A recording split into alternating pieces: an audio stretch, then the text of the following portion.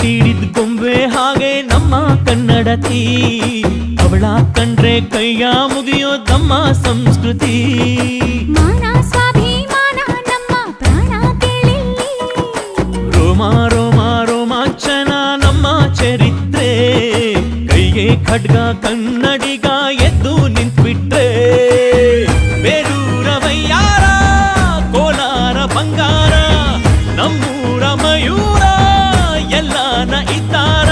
ಕನ್ನಡ ಮಾತಾಡ್, ಕನ್ನಡ ಪದವಾಡ್, ಕನ್ನಡ ಉಸಿರಾಟ್ ನಂಜಿ, ಕನ್ನಡ ಸತ್ಯ ಕನ್ನಡ ನಿತ್ಯ ಕೇಳೇ ನನ್ನ ನಂಜಿ.